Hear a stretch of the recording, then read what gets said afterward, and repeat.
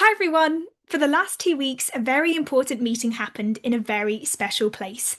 It wasn't a boring office or a government building, it was in the Amazon rainforest, in a Brazilian city called Belém. This meeting was COP30. COP30 was a crucial meeting for our planet, where people from lots of countries came together to discuss how to better take care of the Earth. COP is an acronym for Conference of the Parties, and the number 30 means that it's the 30th time this meeting is happening. It was created by the United Nations. COPs happen because our planet is experiencing climate change, and because of this, countries decided to unite to find solutions to take care of the Earth before the problems get worse. At COP30 this year, world leaders signed a deal called the, excuse my pronunciation, Muchero. This is Portuguese for collective efforts.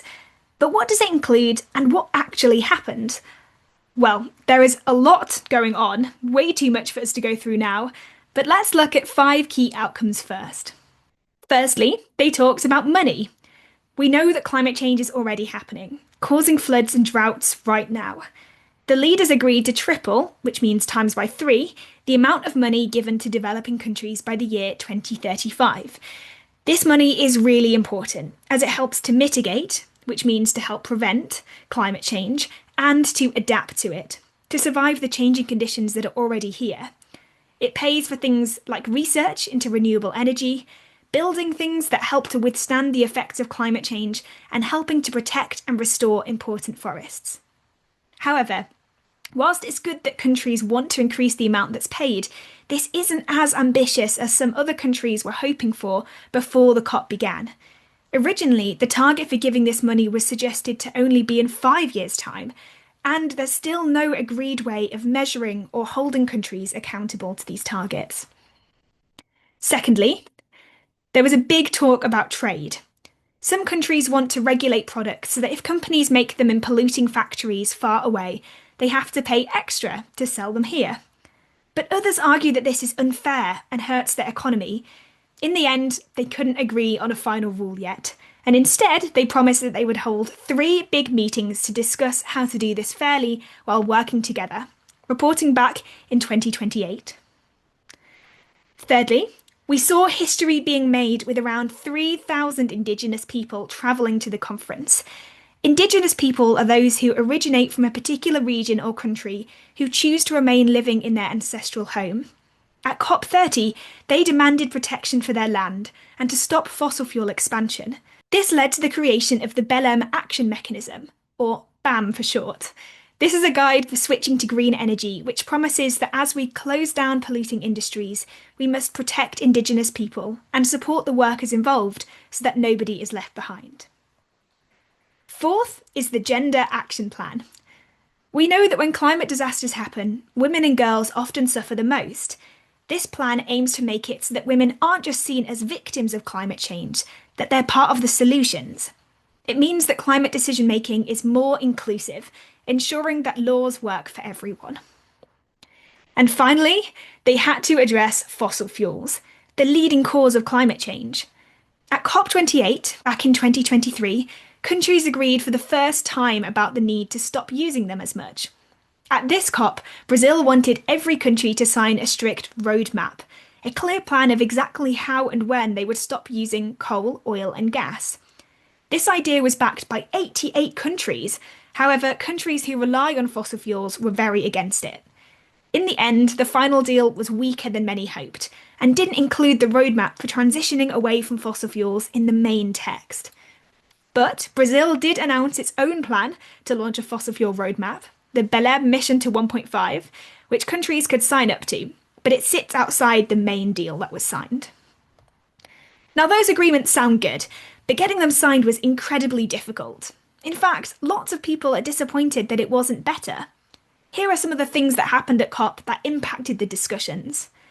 First of all, there was a literal emergency. A fire actually broke out in part of the conference pavilion, which meant that everyone had to be evacuated. Clearly, that's not what you want to happen midway through some important conversations. But more impactfully, there were some issues with who was attending COP this year. Some world leaders were absent, including China's President Xi Jinping and the US President Donald Trump. China and the US are the two biggest emitters of planet-warming greenhouse gases, so not having their leaders present is not a great message. In addition to the politicians, there were also lots of lobbyists there.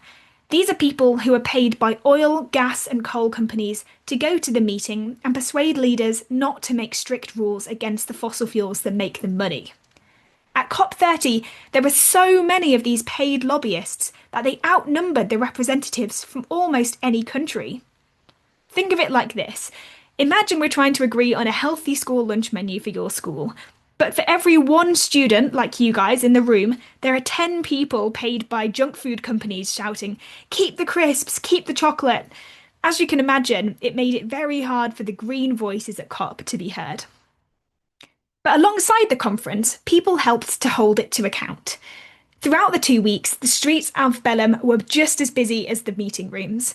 Outside the official conference, thousands of people created their own spaces filled with debates, workshops, music, and art. A big moment was the People's March for Climate Justice on the 15th of November. Thousands of people united to march through the city. There was dancing, chanting, and a symbolic funeral for fossil fuels, with giant coffins and a huge inflatable earth. It sent a clear message to the leaders inside. The people want real action on climate change. So, where do we go from here? Next year, the meeting moves to Turkey, with Australia helping to lead the negotiations. But as we saw from COP30 this year, and from the many lobbyists that were there, we can't just leave it to the politicians. They need pressure from us. The person who was in charge of running COP30 this year said this quote, "I know the youth civil society will demand us to do more to fight climate change." And that's right. We as young people play an important role in helping to drive action against climate change, with more urgency than lots of the politicians.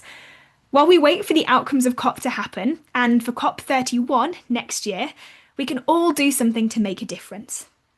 And that can start at school. Did you know that 99% of plastic is made from fossil fuels? The same things that cause climate change?